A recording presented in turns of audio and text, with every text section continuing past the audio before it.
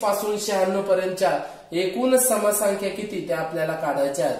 तर या एकूण समसंख्या काढण्यासाठी शेवटची समसंख्या वजा पहिली समसंख्या भागिले 2 करावं लागेल आणि शेवटी 1 मिळवावं लागेल आपल्याला। तर एकूण 96 मधून 20 गेले तर 76 राहते आणि 76 ला 2 ने भागल्यानंतर शेवटी 1 मिळवल्यानंतर इथे 38 होतील आणि 38 मध्ये 1 मिळवल्यानंतर एकूण समसंख्या आहेत 39। आता सर्व समसंख्यांची बेरीज करायची असेल तर त्यामध्ये पहिली समसंख्या 20 अधिक शेवटची समसंख्या 96 गुणिले एकूण समसंख्या 39 भागिले 2 या सूत्राचा आपल्याला वापर करायचा। 96 आणि 20 याची जर बेरीज केली तर 3 116 आणि 116 गुणिले 39 भागिले 2 या 2 ने 116 ला भागलं तर 2 पंचे 10 2 आठी 16 म्हणजे 58 येईल आणि 58 गुणिले 39 याचा जर गुणाकार केला तर तो गुणाकार येतोय 2062 म्हणजेच आपलं उत्तर असणार आहे 20 ते 96 पर्यंतच्या समसंख्यांची बेरीज ती असणार आहे 2262 2062 नाही 2262। स्थानिक किमतीची बेरीज सर्वात कमी आहे। पर्याय पहिला आहे 2341। आता या 2341 मध्ये 2 आणि 3 या अंकाची स्थानिक किंमत पाहूया। 2 या अंकाची आहे 2000 आणि 3 या अंकाची आहे 300 म्हणजे याच्या स्थानिक किमतीची बेरीज आहे 2300। पर्याय 2 पाहूया। याची स्थानिक किंमत 2 ची आहे 2000 आणि 3 या अंकाची स्थानिक किंमत आहे 30 म्हणजे 2030 हे उत्तर आहे। पर्याय 3 पाहूया। 2 या अंकाची स्थानिक किंमत आहे 2000 आणि 3 या अंकाची स्थानिक किंमत आहे 3 म्हणजेच उत्तर आहे 2003। शेवटचा पर्याय आहे 3 या अंकाची स्थानिक किंमत आहे 3000 आणि 2 या अंकाची आहे 200 म्हणजे 3200। यामध्ये जर आपण पाहिलं तर सर्वात कमी स्थानिक किंमत हे पर्याय क्रमांक 3 या पर्यायाचे आहे, कारण याची स्थानिक किमतीची बेरीज ही 2003 येते। बाकीच्या स्थानिक किमतीच्या तुलनेत ही स्थानिक किमतीची बेरीज लहान आहे म्हणजेच कमी आहे, म्हणजे उत्तर आहे पर्याय क्रमांक 3। प्रश्न क्रमांक 63 10996 च्या जवळपास असणारी आणि 66 ने भाग जाणारी संख्या कोणती? पर्याय 1 आहे 10890। तर 10890 10996 च्या जवळपास आहे, परंतु 10890 ला 66 ने भाग जात नाही। पर्याय 2 आहे 10956। ही सुद्धा 10996 च्या जवळपासची संख्या आहे, परंतु याला सुद्धा 66 ने भाग जात नाही। तर भाग जाणारी संख्या आहे 11062। तर 11022 या संख्येला 66 ने पूर्ण भाग जातो, म्हणून आपलं उत्तर आहे 66 ने पूर्ण भाग जाणारी आणि 10996 च्या जवळपास असणारी संख्या आहे 11022। पर्याय क्रमांक 3।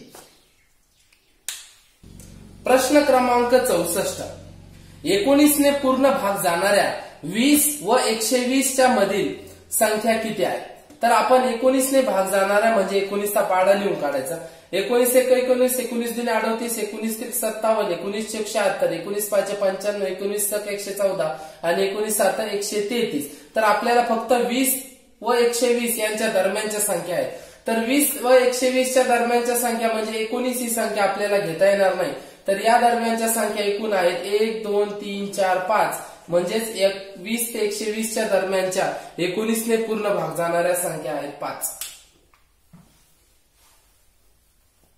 प्रश्न क्रमांक 65 17,000 मध्ये स्टार आहे 24 म्हणजेच शतक स्थानच्या अंकाच्या ठिकाणी आपल्याला स्टार दिलेला आहे किंवा चांदणी दिलेली आहे। ही संख्या 11च्या पटीत आहे, तर स्टारच्या जागी कोणता अंक आहे? तर 11ची कसोटी असं सांगते की क्रमवार एकाडेक अंकांची बेरीज केली आणि त्या अंकांची बेरीज करून त्या बेरजेचा फरक जर 0 किंवा 11च्या पाड्यात जर आला तर त्या संख्येला 11 ने भाग जातो।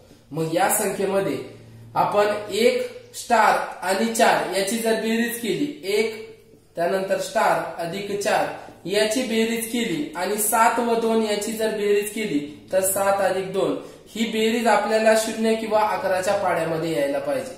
तर 7 अधिक 2 9 येत आहेत आणि 4 अधिक 1 5 4 अधिक 1 5 आणि या स्टारच्या ठिकाणी जर आपण अधिकचे 4 जर टाकले तेव्हाच याची बेरीज 9 होईल आणि या 9 मधून 9 वजा केल्यानंतर दोन्हीची वजाबाकी किंवा दोन्हीचा फरक 0 येईल. त्याच्यामुळे या 5 मध्ये म्हणजे 4 अधिक 1 5 आलेला आहे. या 5 मध्ये आपण 4 जर टाकले म्हणजे स्टार या ठिकाणी आपल्याला येणारा अंक जो असणार आहे तो अंक आहे 4 आणि तो जर अंक 4 घेतला तरच त्या संख्येला 11 ने भाग जातो. म्हणून आपलं उत्तर राहणार आहे ते म्हणजे स्टार बरोबर 4. अंक 67 1.08, 0.36, 0.9 यांचा मसावी किती? दिलेल्या संख्या या दशांश अपूर्णांकातील संख्या आहेत. तर या संख्यांचा जेव्हा मसावी काढायचा असतो तेव्हा दशांश चिन्हानंतरचे सर्व अंक हे समान करून घ्यावे लागतील. तर यामध्ये दशांश चिन्हानंतर 2 घरं आहेत. 0.36 मध्ये सुद्धा दशांश चिन्हानंतर 2 घरं आहेत. तर 0.9 या अंकामध्ये दशांश चिन्हानंतर एकच घर आहे. त्यामुळे पुढचं घर जे असणार आहे ते म्हणजे आपण तिथे टाकूया 0. म्हणून ती संख्या तयार झालेली आहे 1.08, 0.36 आणि 0.90. दशांश चिन्ह काढून टाकायचं आणि दिलेले अंक 3 तयार झालेले आहेत. तीन संख्या त्या म्हणजे 108, त्यानंतर 36 आणि तिसरी संख्या आहे 90. या तीनही संख्याला भाग जातो 18. तर 18 × 108, 18 दुने 36 आणि 18 पंचे 90 म्हणजेच आपल्याला मसावी मिळालेला आहे 18 आणि एकूण 2 दशांश चिन्हानंतर आपण पॉइंट दिलेला आहे. त्याच्यामुळे 2 दशांश चिन्ह डावीकडे सरकवले तर आपल्याला आपला मसावी मिळालेला आहे तो म्हणजे 0.18. प्रश्न क्रमांक 69 1+1/2 गुणिले 1+1/3 गुणिले 1+1/4 मध्ये आपण डॅश डॅश डॅश डॅश केलं तर हीच क्रिया 1+1/20 पर्यंत जर आपण लिहिली तर यांचा गुणाकार किती हे आपल्याला विचारलेला आहे. तर पहिला जो काही कंस आहे तो आपण सोडून घेऊया. 1+1/2 याचाच अर्थ बे मध्ये 1 मिळवल्यानंतर 3 म्हणजेच याचं उत्तर राहणार आहे 3/2. मध्ये कोणतंही चिन्ह नाही कंसाच्या मध्ये त्यामुळे गुणाकाराचं चिन्ह टाकूया. त्यानंतर 3×1=3, 3मध्ये 1 मिळवल्यानंतर राहणार आहे 4/3. त्यानंतर 4×1=4, 4मध्ये 1 मिळवल्यानंतर राहणार आहे 5/4 म्हणजे 3/2, 4/3, 5/4. त्यानंतर पुढे राहणार आहे 6/2, 3, 4, 5, 6/5 या पद्धतीने राहणार आहे 120, 120 आणि त्याच्यामध्ये 1 मिळवल्यानंतर 121/120. तर यामध्ये कट काय होते 3 कट होणार, 4 कट होणार, 5 कट होणार, 6 कट होणार, 7 कट होणार, 8 कट होणार. त्याच पद्धतीने 120 इथं राहणार आहे 120 कट होणार. उरलेली संख्या असणार आहे 121 आणि 121 अंशस्थानी राहणार आणि छेदस्थानी राहणार 2. 121 ला 2 ने भाग दिला तर उत्तर राहणार 60.5 किंवा 60.1/2. 300चे 7/2% अधिक 200चे 5/2% बरोबर किती? तर आपण लिहूया 300 म्हणजे गुणिले आणि 7/2 अर्थ भागिले 100 अधिक 200 म्हणजे गुणिले 5/2 लिहूया आणि टक्केचा अर्थ भागिले 100. 0 कट करून टाकूया दोन्हीकडचे. तर यामध्ये राहणार 7×21/2 अधिक 5×2 10/2. तर 21 आणि 10 याची बेरीज केली तर 31 आणि छेद समान आहे त्याच्यामुळे 2. 31/2 याचाच अर्थ राहणार आहे 15.5% म्हणजेच एकूण उत्तर राहणार आहे 15.5. एका शहराची लोकसंख्या दरवर्षी 5% वाढते. सध्याची लोकसंख्या ही 9261 आहे. तर 3 वर्षापूर्वीची लोकसंख्या किती? आता या गणितामध्ये आपल्याला आजची लोकसंख्या दिलेली आहे आणि पूर्वीची लोकसंख्या काढायची. त्याच्यामुळे यामध्ये आपल्याला जे काही 5% वाढ आहे म्हणजे 105/100 असं जे काही होणार आहे त्याचा आपल्याला व्यस्त करायचंय. तर ते कसं असणार आहे ते पाहूया आपण. तर आपल्याला एकूण लोकसंख्येची वाढ होऊन आलेली लोकसंख्या आहे 9261 तीच आपण लिहूया. तर मूळ लोकसंख्या आपल्याला माहित नाही. त्या लोकसंख्येची पहिल्या वर्षी झालेली वाढ आहे 5% म्हणजे आपण तिथे लिहिणार 105/100. दुसऱ्या वर्षीची वाढ आहे पुन्हा 5% 105/100. तिसऱ्या वर्षीची वाढ आहे 5%, ती सुद्धा लिहिणार आहे 105/100. आपल्याला मूळ लोकसंख्या किती आहे त्याची किंमत काढायची. यावरून 9261 गुणिले 100 गुणिले 100 गुणिले 100 भागिले 105 गुणिले 105 गुणिले 105 या सर्वाचा गुणाकार आणि भागाकार केल्यानंतर मूळ उत्तर आपल्याला मिळणार आहे. ते उत्तर आहे, ती मूळ लोकसंख्या आहे 8000. म्हणजेच आपलं फायनल उत्तर असणार आहे 8000. यामध्ये एक गोष्ट लक्षात घ्या मित्रांनो, आपल्याला मूळ लोकसंख्या विचारलेली आहे, म्हणजेच आपल्याला पूर्वीची लोकसंख्या विचारलेली आहे आणि आजची सध्याची लोकसंख्या दिलेली आहे. त्यामुळे आपण करताना डायरेक्ट जरी व्यस्त केला दिलेल्या असताना लोकसंख्येला तरी सुद्धा आपल्याला याचं उत्तर मिळून जाईल. प्रश्न क्रमांक 72 आहे मित्रांनो, मी 11 पुस्तके 10 रुपयात विकत घेतली व ती सर्व 11 रुपयात 10 प्रमाणे विकली तर शेकडा नफा किती? तर 11 रुपयात 10 प्रमाणे मी विकली आणि 11 पुस्तके 10 रुपयात विकत घेतली. म्हणजे 11 पुस्तके आहेत. या 11 पुस्तकांची सुरुवातीला मी खरेदी किंमत लिहितोय. तर 11 पुस्तकांची खरेदी किंमत आहे 10 रुपये. 11 पुस्तकांची खरेदी किंमत मिळालेली आहे 10 रुपये. परंतु विक्री करताना ती पुस्तके 11 रुपयात 10 पुस्तके याप्रमाणे विकली. म्हणजे विक्री करताना 11 रुपयात 10 प्रमाणे विकली. म्हणजेच 10 पुस्तकांची विक्री किंमत केलेली आहे, परंतु मला विकायची आहेत 11 पुस्तके. त्यावरूनच आपल्याला एकूण शेकडा नफा मिळणार आहे. तर 11 पुस्तके 10 रुपये प्रमाणे विकली तर 11/10 याचा जर आपण काढलं तर एका पुस्तकाची खरेदी किंमत किंवा एका पुस्तकाची विक्री किंमत आहे 1.1 रुपया. जर एका पुस्तकाची विक्री किंमत 1.1 रुपये आहे तर 10 पुस्तकांची विक्री किंमत आहे 11 रुपये. आणि जर 11 पुस्तकं जर विकायची असेल तर 11 पुस्तकांची विक्री किंमत मला काढावी लागेल. तर 11 पुस्तकांची विक्री किंमत येणार आहे ती म्हणजे 11 अधिक 10 पुस्तकांची किंमत होती 11 अधिक 11व्या पुस्तकाची किंमत आलेली आहे 1.1. म्हणजेच एकूण 11 पुस्तकांची विक्री किंमत आलेली आहे ती म्हणजे 12.1 रुपये. जर 11 पुस्तकांची खरेदी किंमत होती 10 रुपये आणि ती पुस्तकं विकलेली आहेत 12.1 रुपयामध्ये, तर यामध्ये मला नफा झालेला आहे तो म्हणजे 2.1 रुपयाचा. म्हणजे 10 रुपयावर किंवा 10 मला 2.1चा नफा झालाय. तर 100वर किती असेल याचा जर आपण तिरका गुणाकार केला मित्रांनो तर हा गुणाकार येणार आहे 21%. म्हणजेच माझा नफा असणार आहे 21%.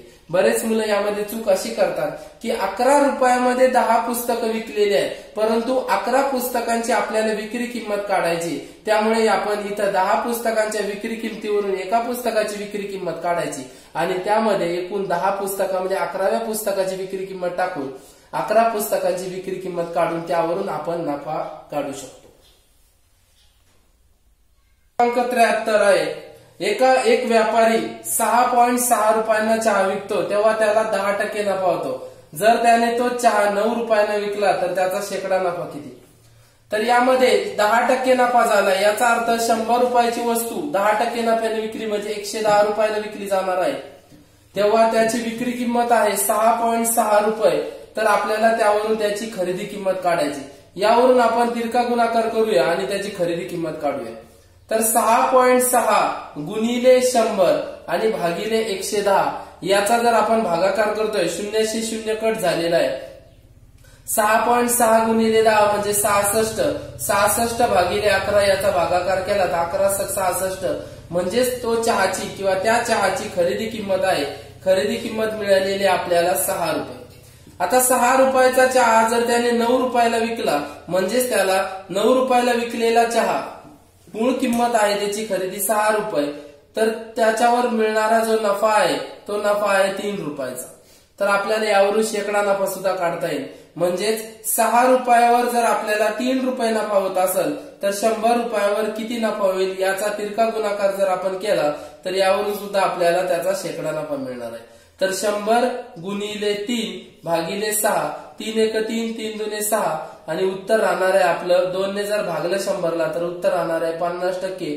म्हणजेच जो शेवटचा शेकडा नफा आहे की 6 रुपयाचा चहा 9 रुपयाला विकला तर त्यावरून मिळणारा शेकडा नफा आहे तो म्हणजे 50%, म्हणजेच फायनल उत्तर असणार आहे 50% नफा.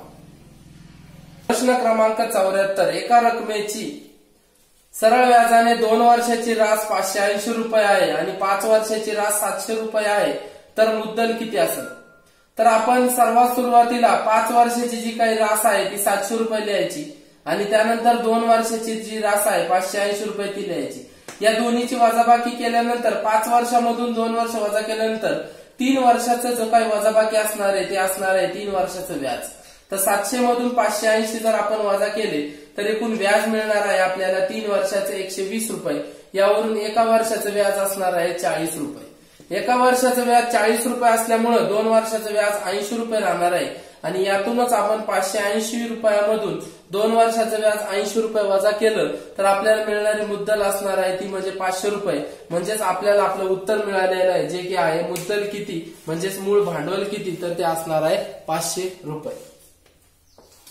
अ, ब, क हे तिघे एक काम अनुक्रमे 6, 12 व 24 दिवसात पूर्ण करतात. तर तिघे म्हणजे सर्व मिळून ते काम किती दिवसात पूर्ण करतील?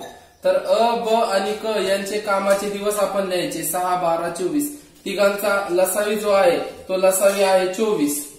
या 24ला जर 6 ने भागलं तर त्यांचं एका दिवसाचं काम मिळणार आहे. 24ला 6 ने भागलं तर 6 चौक 24 म्हणजे एका दिवसाचं काम अ चं 4 युनिट आहे. ब चं काम काढलं तर 12 दुने 24 म्हणजे 2 युनिट आणि क चं काम काढलं तर 24 एक 24 म्हणजे ती 1 युनिट होणार आहे.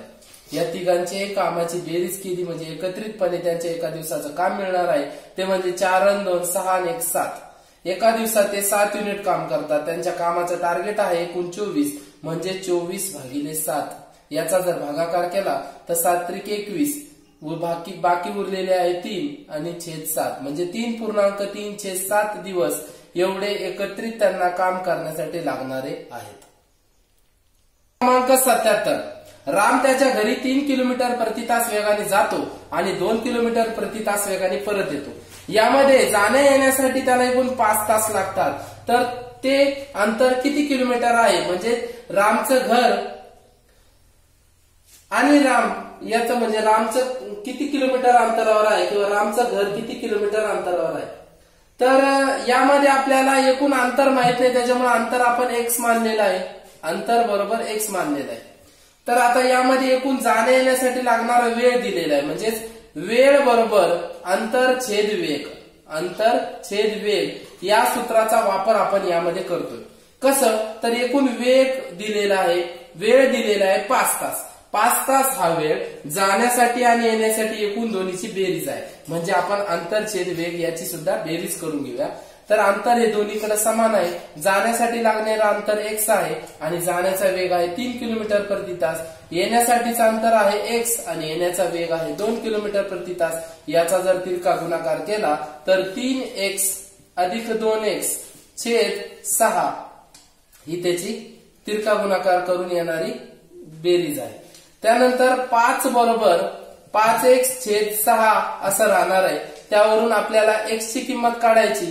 तर x बरोबर 5 गुणिले 6 छेद 5. 5 5 कट झाले. x ची किंमत मिळालेली 6 म्हणजेच ते अंतर आहे 6 किलोमीटर जे की आपलं उत्तर आहे. 21/43.4 चे अतिसंक्षिप्त रूप लिहा. तर 21/43.4 या संख्येला छेदस्थानी दशांश अपूर्णांक चिन्ह आहे. तर या दशांश अपूर्णांकाचं चिन्ह जर काढायचं असेल तर अंशस्थानी आपल्याला 1 0 द्यावा लागेल. म्हणजे ती संख्या आहे 210/434. 210/434 210/434 याचं जर आपल्याला सोडवायचं असेल तर दोन्ही संख्याला 7 ने भाग जाईल. तर 7 त्रिक 21 म्हणजेच वरती 30 राहिलेलं आहे. 7 सकून 42 आणि 1 उरला 7 दुने 14. आता उरलेल्या संख्या आहे 30/62. 30/62 या दोन्ही संख्याला 2 ने भाग दिल्यानंतर 2 ने भाग दिल्यानंतर अंशाला 2 ने भाग दिला तर वरती 15 राहते आणि छेदाला 2 ने भाग दिला तर वर खाली 31 राहते. म्हणजेच ते अतिसंक्षिप्त रूप असं झालेलं आहे 15/31. 5 वर्षापूर्वी सीताचे वय हिनाच्या वयाच्या 6 पट होते. आणखी 5 वर्षानंतर हिनाचे वय हे सीताच्या वयाच्या 6/7 पट असेल तर दोघांच्या वयाची बेरीज किती? तर आपण 5 वर्षापूर्वी दोघांच्या वयाचं तुलना करून घेऊ. 5 वर्षापूर्वी, तर 5 वर्षापूर्वी जर हिनाचं वय आपण x मानलं, हिनाचं वय x मानलं, तर सीताचं वय हे हिनाच्या वयाच्या 1/2 पट आहे. 1/2 पट म्हणजे 1.1/4 पट आहे. 4 × 4, 4 × 1 5, म्हणजेच 5/4 पट आहे. म्हणजेच ही माहिती जर आपण लिहिली तर 5 वर्षापूर्वी सीताचे वय, 5 वर्षापूर्वी सीताचे वय हे हिनाच्या वयाच्या 5/4 पट आहे. आता आणखी 5 वर्षानंतर, म्हणजेच 5 वर्षानंतर यांच्या वयाची जर आपण तुलना केली तर ती तुलना अशी होईल. आता यामध्ये जर आपण 5 आणि हे जर 4 मानलं तर हिनाचं वय असणार आहे ते म्हणजे 4x आणि सीताचं वय असणार आहे, हिनाचं वय असणार आहे 4x आणि सीताचं वय असणार आहे ते म्हणजेच 5x. मग आणखी 4 वर्षानंतर काय, आणखी 5 वर्षानंतर म्हणजे एकूण वयाचं अंतर पडणार आहे 10 वर्षाचा फरक. तर आणखी 5 वर्षानंतर हिनाचं वय असणार आहे, 5 वर्षानंतर हिनाचं वय होणार आहे 4x + 10 आणि सीताचं वय होणार आहे ते म्हणजे 5x + 10. परंतु दिलेल्या माहितीनुसार हिनाचं वय सीताच्या 6/7 पट होणार आहे. म्हणजेच हिनाचं वय हे सीताच्या वयाच्या 6/7 पट होणार आहे. या माहितीवरून आपण 5 वर्षानंतरचं हिनाचं जे वय आहे ते म्हणजे 4x + 10 हे सीताच्या वयाच्या, सीताचं वय आहे 5x + 10 याच्या एकूण 6/7 पट होणार आहे. या 7 ने आपण 4 ला गुणूया म्हणजे 7 × 4 = 28x होणार आहे आणि 7 × 10 = 70 होईल. या 5 ने 6 ला गुणूया, 6 × 5 = 30x होणार आहे आणि 6 × 10 = 60 होणार आहे. 70 मधून 60 गेले 10 राहणार आहे, 30 मधून 28 गेले 2x राहणार आहे. त्यावरून x ची किंमत मिळणार आहे आपल्याला 5. x ची किंमत 5 जर मिळाली तर आपल्याला दोघांच्या वयाची किंमत काढता येईल. ती म्हणजे अशी की 5/4 म्हणजे सीताचं वय 5 भाग आणि हिनाचं वय 4 भाग. तर x ची किंमत आपल्याला 5 मिळालेली आहे, त्याच्यामुळे सीताचं वय 5 × 5 25 वर्ष आणि हिनाचं वय 5 × 4 20 वर्ष. दोघींच्या वयाची जर बेरीज केली तर 25 + 20 दोघांची बेरीज एकूण 45 येणार आहे, ज्याचा आहे पर्याय क्रमांक 3 45.